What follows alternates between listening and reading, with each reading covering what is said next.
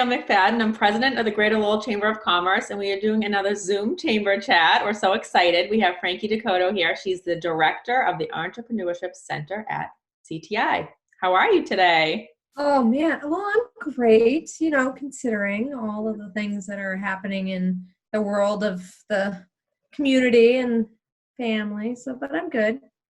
We were talking before we started recording. I love your office, your background. It's great. I Oh, still haven't figured that piece out yet, as you can see from my blank wall. thank you. Yes, this is, I'm actually just sitting on the porch looking out a window so get some natural light. And Perfect. this is my makeshift office, although I like it. I think I'm going to keep it here. I really like it. And I like to, when we're doing these Zooms, say what day it is. So it is April 8th because information is changing so quickly. Oh, that's So true. I don't want to talk about something and then it be, a totally different case when somebody watches this. So it is April 8th right now, 2020. Yeah, the day after my birthday. Yes, I know. I wished you a happy birthday in the email, but I forgot we got on Thank Zoom. Happy belated birthday. you. Thank you. I like getting older. It doesn't, feels good to me. You're like a fine wine. It's like a fine wine. I was laughing. I was telling my 14-year-old daughter, I was like, I just like, the fact that I'm getting closer to that point in my life where I can say whatever I want. And someone will say, don't mind her. Everyone's just gonna say, she's crazy. And I'm like, yeah, I'm crazy. So funny. And we've always there's so many different resources in the area that coordinate, but we've been talking even more now with the COVID-19 pandemic, and there's a Lowell Business Recovery Task Force that we're both on. Yes. Yeah. Unfortunately, the meetings have always been at a time where I have, because I work at CTI, so we're also part of the in community teamworks, the entire organization. And so as a director, it seems that the task force meetings are always at the same time as our directors meetings, but my staff, Kellyanne, she participates and contributes. So yeah, your presence is always felt there. Yeah. Oh, thank you. Thank you. Yeah, she's great. I mean, everyone who's doing this work, it's the work of supporting small business. Obviously, it's a hard time for us because we don't know how to we don't always know exactly what we can be doing to help. It's so uncertain right now. So we're reaching out to people, but it's hard to know what they need really, because I think they don't even necessarily know what they need. So she's always there, and the whole group of people on the task force and you and all you guys are doing.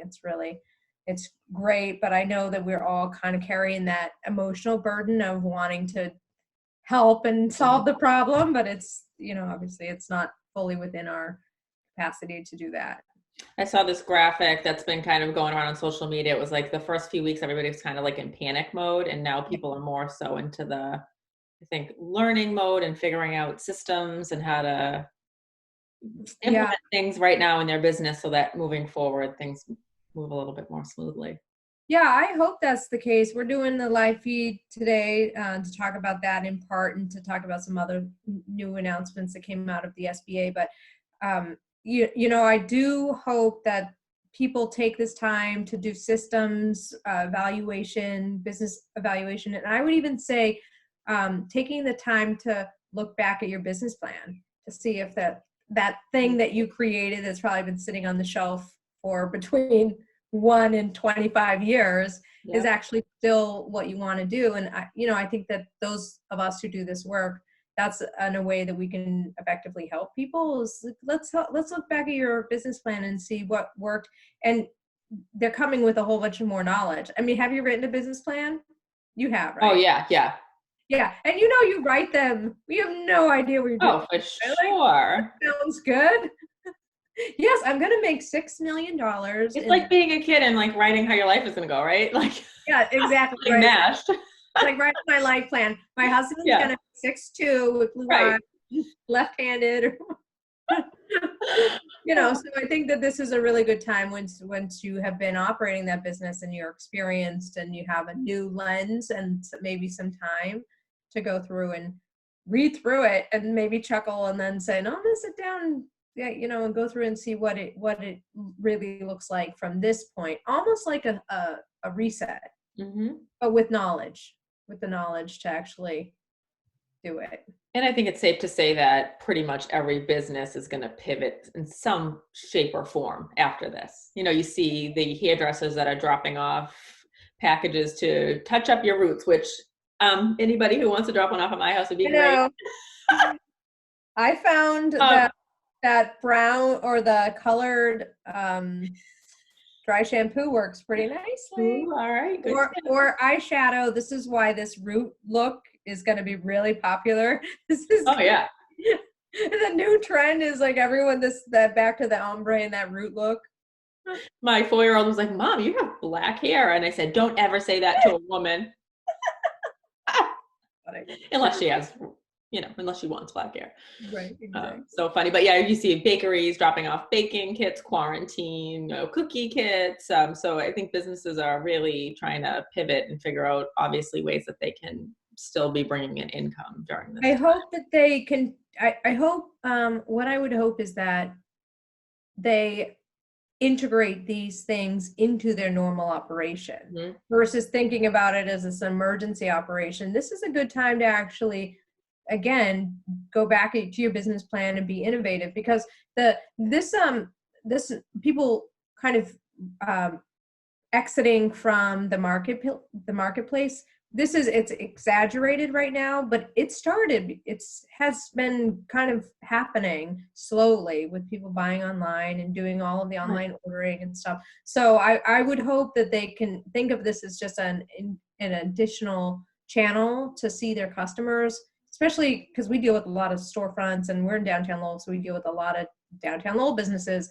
And there, that's continues to be a topic of concern, is how do I get people into my storefront?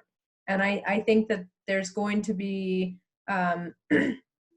some maybe heightened returning to local economy, and maybe that's what we're going to see after this, because people have been isolated. But this trend to moving out of going into a storefront had already started. So anyway, I hope that that's the way they're thinking about it, is just an addition to their offerings versus an emergency offering that they're going to go, get rid of when their things return to the new normal. It's a good point. I mean, I know that from my perspective, and I'm not a small business owner, but there are so many things that we've wanted to do, like Zoom. We wanted Yep. to do Zoom networking events, and we never did it because just time, gets away from you. And we all just kind of adapted so quickly. Like 3 weeks ago, people didn't even know what Zoom was. Now it's like, oh yeah, I'm going to Zoom today. Who are you Zooming with? Like, I know. I was saying I wish I had bought stock in Zoom 3.5 yeah. Oh my gosh. So let's talk a little bit about what the Entrepreneurship Center does on a normal basis, and then kind of what you've been doing in the past several weeks to help businesses. Well, I would say that we haven't changed what we do to a great extent. It's just how we're doing it is slightly different, because what we've always done is just supported entrepreneurs where they are. And we do a lot of one-on-one support, and we always have done that. And we offer a couple workshops, but we don't have kind of systemized. We're not an accelerated program. We don't have systemized training because we're an SBA microlender, which means that we can do SBA loans up to $50,000. We have a lot more opportunity to work one-on-one with the businesses. We had been, like you, I'd been wanting to do a couple of streamlined workshops for people who are maybe preparing to open a business. But again, our ecosystem does that stuff really well. We try to avoid doing what other people are doing really well. But so our service model of being kind of like, what do you need right now and how can we help you specifically on that, hasn't changed. It's just we're moving a lot from, I want to start a business, or I have a specific need, I want to grow, so I need some funding, into how do we help you in this crisis, which for this moment, everyone is concerned about getting access to the emergency disaster relief funding. And then I think you're probably right. We're at the point now, it's 3 weeks, 4 weeks. The crisis is, we're kind of like in it. And I think people are going to hopefully very quickly move from getting the money, the temporary emergency money, thinking to what do I do to get this business stabilized now, hopefully work on some operation stuff, so that when things begin to normalize, I'm prepared to capture that opportunity. So we are following that trend too. So we've been really heads into this emergency work, and then starting today, like I said, we'll do this Facebook Live on. It's specifically for people who are trying to take advantage of that PPP loan, but maybe their business is not operating. So they have staff that they're paying that they want to be able to do something with their staff, or maybe they hadn't even thought about it. Maybe they just figure, okay, I'm going to write you a check and you're at home because we operate a restaurant.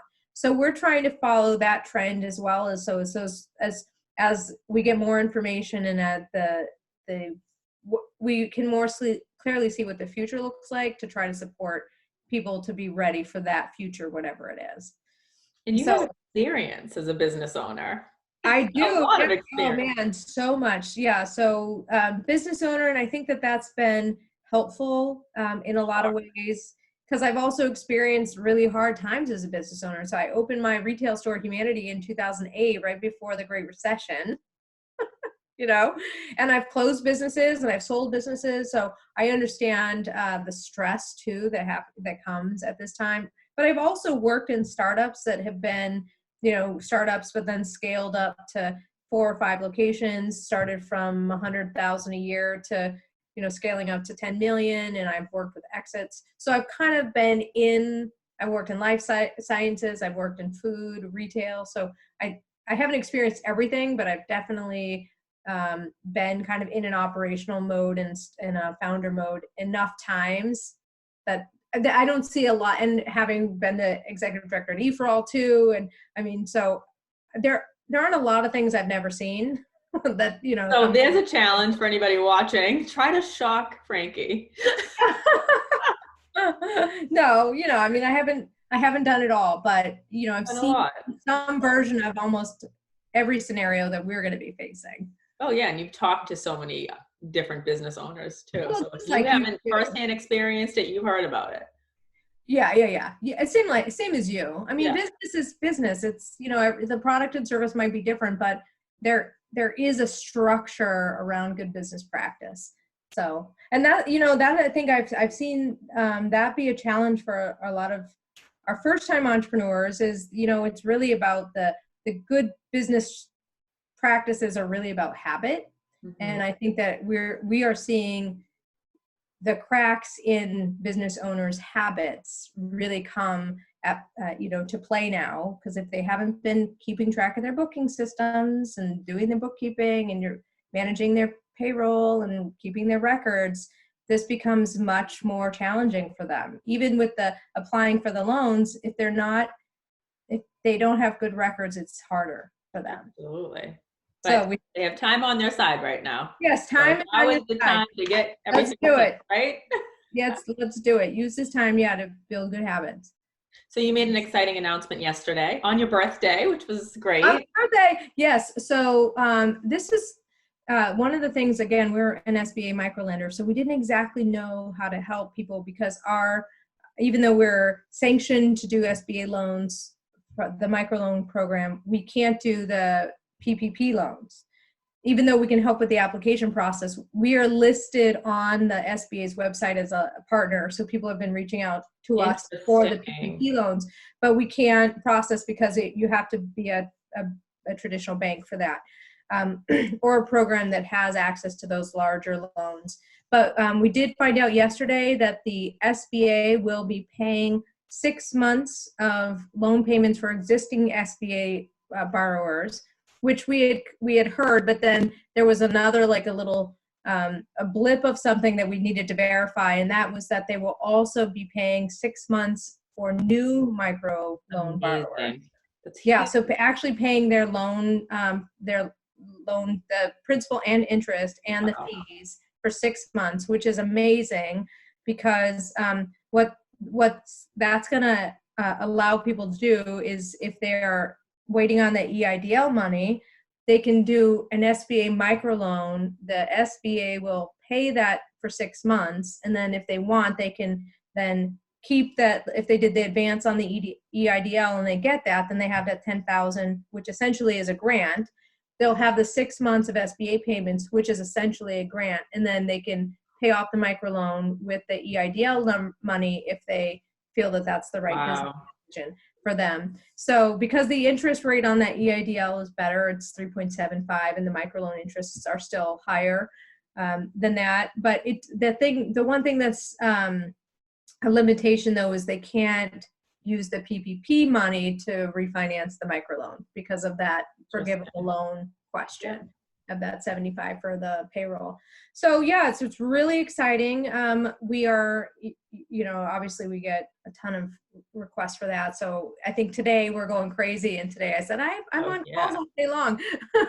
So we're trying to streamline like I've been saying I've had on my to-do list that I keep doing the arrow to the next day about creating, tomorrow, I'll get to this tomorrow. But that online assessment, just simple things that it ultimately took me like 25 minutes to do. Yeah. And I probably spent 5 hours putting it off to the next day, and it took me 25 minutes. But sometimes you need to be in the right brain space to do something. I mean, there's been times where I think something's going to take forever, and then I just get it done at the right time. Yeah, right at the right time. So but I'm looking to next week. Like this week, I still feel like we're, with everything coming out with PPP and the IDL and people needing funding, it's so busy just trying to gather the information, absorb it, and push it back out there. But I think starting next week is when people are really going to be able to just sit down and say, these are the things that I really wanted to do, and have the time to actually get them done. No, I agree on that. It's been hard just keeping up with the amount of information that's been coming, because you don't want to say the wrong thing. You just don't want to say the wrong thing. You want to make sure that what you're saying, because this is our industry. We're experts in this field, and it really, the information was changing so quickly that I felt like we had to put everything in quotes. Oh, I mean, but nobody's an expert in the sense that right. Everything is like, the regulations for PPP came out on Thursday night, and the banks were supposed to start accepting applications on Friday morning. I know, but I know our SBA folks, they're working nonstop. All these people in the government are, they're doing a great job, and it's even tough for them, because I would call that, we would call our support guy, and he's like, as much as I know at this point. Whatever went out on that press release from Washington, that's the information I have as well. So, they're trying, and they've been really great and responsive. I think I called our SBA guy at 7:00 one night and picked up the phone. Hey, Frankie. The lines are blurred now. There's no actual time to work, right? I was working till 11:00 last night just trying to go through emails. It's I can't even tell you how many unread emails I have. Oh yeah. I know. I like to think we're all in the same boat at this point. Good. But that's interesting that you can help with the PPP application, because that actually came up in the Lowell Business Recovery Task Force meeting. They were looking for somebody that. Yeah.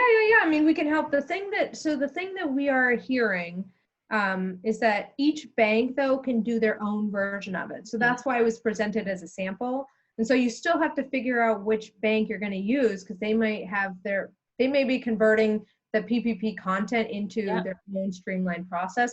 The other challenge that we're seeing is that the banks, because of their own limited capacity, are focusing on their own clients first. Yeah. And so this is what we see is people are coming to us and they say, I can't get a hold of a bank. I can't get a bank to return my phone calls and email. And so if there's these boundaries around where you can apply, and those people are already so busy and they're not accepting new applications, then we're at a crossroads. We can't do anything except for, we'll try to send our people through the back doors with our contacts, but they're busy. So the city of Lowell put together a really good spreadsheet that talks about all the local lenders that are participating in PPP. Yeah. I had a conversation yesterday with the president of Hanscom Federal Credit Union, and they are taking new members for this. Oh, good. So that's the first institution that I've heard that has the capacity where you can actually join for that purpose. All right. Well, I'm going to definitely send that out. What is that? You can tell me later if you want, but yeah, I'll email you their information, but it's Hanscom Federal Credit Union. Okay, great. Because we're sending out a newsletter about that and sending out information, because we're seeing a lot of that. Yeah. And because I think some of the banks are limiting it to just loan clients too, not necessarily just banking clients, but being a loan client Yeah, they have to, like you said, set the boundaries so that they But can it's actually help. fair. I mean, they can't have people just, everyone has capacity issues. Yeah, and So, they want to service the people that they actually can validate on a pretty quickly, right, yeah. So, basis. so it makes sense, and it's really just unprecedented across the board for And everybody. then the SBA has their find a lender. So that's what the SBA is saying. Go to your bank that you have the existing relationship with. If Yeah. they can't help you, then, or you don't have, I can't imagine a business doesn't have an existing business banking relationship. Go on their website and the find a lender. The lender match. So Yeah, we show up on their lender match. So that ends up um it ends up sending people on a wild goose chase sometimes because because they're going to any lender that offers it, even though they're any servicing their lender who, clients. yeah, well, any lender who is an SBA lender, including micro lenders, show up under lender match, which is the So SBA. they're going to you. So they come to us, Yeah, and then we can't yeah, support them directly. So we're just trying to figure out how to do it indirectly. But so I had a gentleman send me his application, which was the sample, but yeah. we didn't really know until he gets into a bank whether that's what they want to see from him. Yeah, because what I was hearing was that you have to fill out that application, but then also banks have their own. So you're filling out two actual applications. Is Yeah, that true? yeah. In some cases? Um, I don't know if that's true that you're filling out two, and Yeah. one may replace as long as the information is the same. I'm not sure. But I'm also hearing some concerns about just making sure that you read the fine print on the PPP because um, and this is from someone who's gone through the process, but it seems like it might be obligating the business to pay some other expenses and like in Massachusetts particularly, there's that all the health costs, the new programs with sick pay and health costs. So you need to make sure that you can afford to pay that. And it also, the timeline for spending that money is really short because it's only 8 weeks.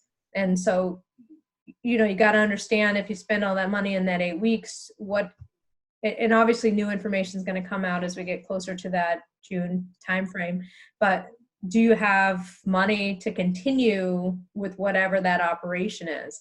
So making a wise decision about that loan and the EIDL loan and SBA loans is going to be really important at this time too, because they are loans. I mean, the PPP becomes forgivable if you use it correctly, but you still got to keep your cash flows. They still have to work to operate your business. A lot to think about. I know there's a lot to think about. There's a lot of to think about, which is why I think it's good if you have a banking relationship with someone you trust that you sit with them, because hopefully they also have your business's best interest in mind and will help you think through those things. And what I like to tell any business that I talk to is that, I mean, I'm on calls on a daily basis, whether it be with stakeholders like yourself or municipalities or the state or other chambers, and in having a strong business climate comes up, and how can we help business owners at every single time. Yeah. I mean, we realize that small business owners are the lifeblood of our community, and we want to do whatever we can to ensure. Yeah, you realize this in situations like this for sure, when you get 3 million, 6 million people applying for unemployment. And that did not even count the small business owners, because they haven't, I mean, we're not even really seeing how that's impacting, because they have not yet been able to apply. We're talking about the sole proprietors, the 1099 folks, the artists, the musicians, a lot of these people that you don't see them because they're working alone maybe, or they're getting a 1099, but they're propping up the economy as well. So I think it's important that we continue to support them. I was just on the call this morning with Mass Growth Capital Corporation. So they are a public-private partnership that provides loans as well as funding to help programs like ours provide technical assistance. And they're always great advocates, but they're even trying to advocate even more, saying clearly, this business community is going to continue to need support, not just now, but for couple years to come, maybe, while we return to the new normal, the economy. So it does feel like a really heavy responsibility, as does being a business owner every day. I think this is the thing, is that I remember most about being a business owner is that you take on this massive responsibility to care for your staff and pay them right? To generate enough money to pay the livelihoods of other people that you're working with. But you also, I always felt that you take on a responsibility to your community. I was a storefront type of business, multiple times over. So I felt like my storefront business was, contributing to the community of the downtown and the Absolutely. landscape of the downtown. And, and you also have your responsibility to your customers. So it's a heavy role to play in our community as being a small business owner. So I do hope that all of our stakeholders all the way up the chain are seeing that and will continue to invest in helping them succeed, really like stabilize and then succeed as we go forward. If folks want to get in touch with you, how would they do so? Well, the best way right now is like everyone, we're trying to streamline our processes. So the best way is to go to our website, and it's Grow Your Business at CTI. And the at is actually at, not the at sign, obviously. So Grow Your Business at CTI. And there's a link for a form. There's a Google form that just gives us a way to get you into the pipeline. You'll get an auto response with our daily Zoom. So we do it daily Zoom at 1:00 where we answer questions about anything. Yeah, it's actually been very cool. And it's interesting because you get people can come on to answer questions, but they also see the other business owners that are in the same similar boats as them. So we do that. And then you can also engage with us on social media. So our social medias are all Grow at CTI. And I think on Facebook, it's the Entrepreneurship Center and Community Teamwork or something like that. But filling out the form is the best way, because then we will, you'll get the auto reply, but we'll also send you an email tomorrow or the next day after we fill out the form, and we'll engage with you on social media. Because I think going forward too, as we are all working at improving our operations, being online and engaging in social media is going to be one of those things. You've been talking about it forever. It's like, you got to do it. You got to do it. Finally, validation. I know. A decade later. Really do. So we're going to, even us, I mean, we just finally have an Instagram, but we got to do it. We have to do it for sure. Well, thank you so much. This was a great conversation. I'm sure we'll be having many more. Yes, my pleasure. I really appreciate you having me on, and I know you guys are doing great work, and feel free to send anyone to us. We definitely will. Yeah, and the what you wish for. What? Give them what you wish for. Oh, I know. Be like that darn chamber. Trickle them in at a steady pace. Yeah, but the microloan situation, I think in this region in Middlesex County, and actually our microloans serve Essex County as well, I think that there's only one other microlender in the region, and that's Axion. Oh, wow. So I'm not sure. I just need to verify on some of that stuff, but the microloans are limited in their the amount of money they have too. So we borrow, the way the process works is we borrow money from the SBA and then lend it out. And so we had just requested, really before this and not knowing this is going to happen, we actually requested a huge chunk of money that was approved. I mean, huge to us, but it's a finite amount. So we're going to try to make some smaller loans just so the money can last longer. But if people are interested, they want to reach out to us sooner rather than later, because like all the pools, we're gonna run out of money too. Yeah, excellent. Well, thank you. This was very enlightening for me. So I'll be passing the word. Thank you all for tuning into Chamber Chat via Zoom. Our website's greaterlowellchamber.org. We are opening up our programs and events to all businesses and organizations in the community right now. We realize the importance that everybody needs these resources. So even if you're not a member, reach out to us, take advantage, hop on our virtual events, and come to us with any questions. We're here to help. We all need to work together right now. Yeah, always. Always. Well, thank you. Bye. Thank you.